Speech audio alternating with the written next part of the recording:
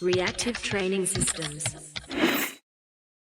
What's up? This is Jim Ellie with Reactive Training Systems, and I'm back again this week to talk to you about a question that we got on the RTS Instagram account all about nutrition.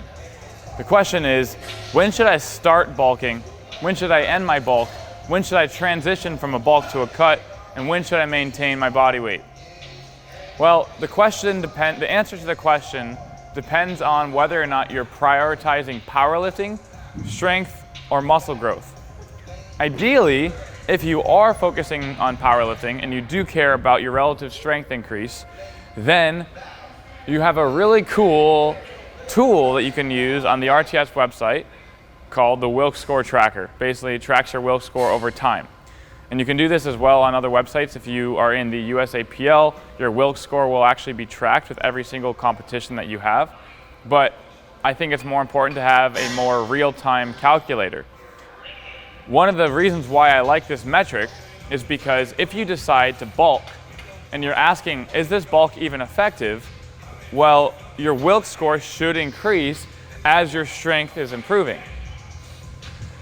And that's the point. If you're bulking because you want to get stronger relative to your body weight, then using that Wilks score or your IPF points, I think you can track those on the openpowerlifting.com website.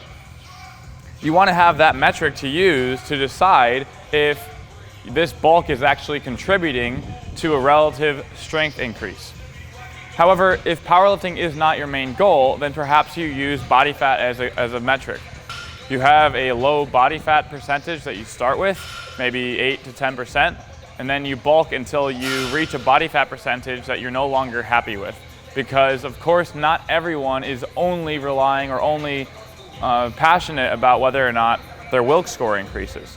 So if you have another metric like your body fat percentage or how shredded you look in the mirror, some powerlifters care about that, or maybe you're watching this and you're not a powerlifter. That's a good metric to use as well.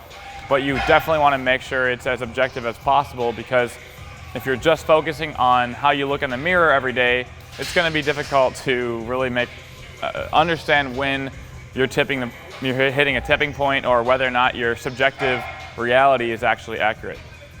So in general, I'd recommend to continue a bulk as long as your Wilks score or IPF points continue to improve.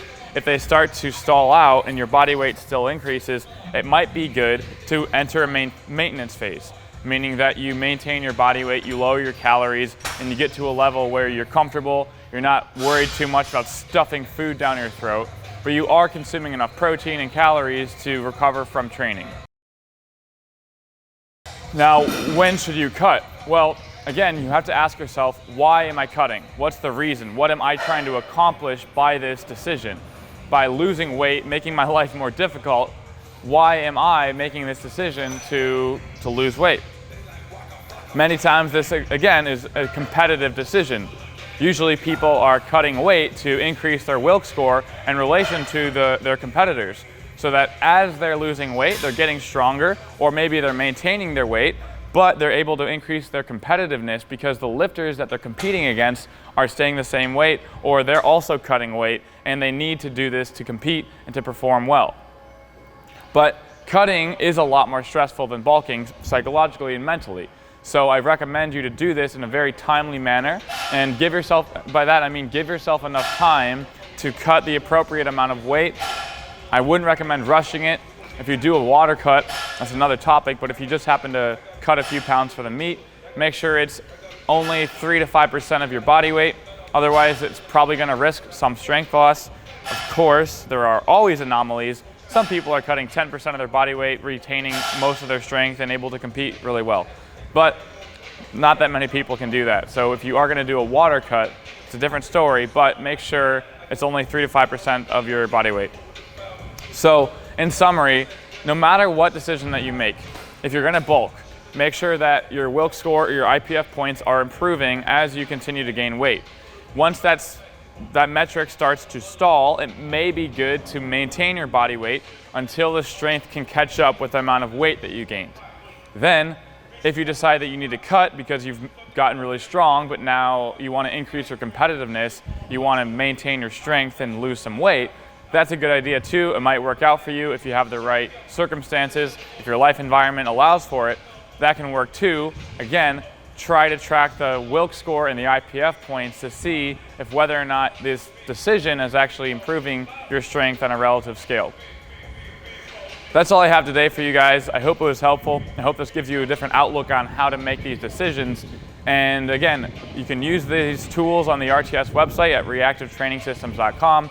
Free training log for you to use, tracking everything from training to nutrition to your track score, recovery, and fatigue. Very good tool. I highly recommend it, and I hope that it helps you to make better decisions, getting you stronger and improving in the long run.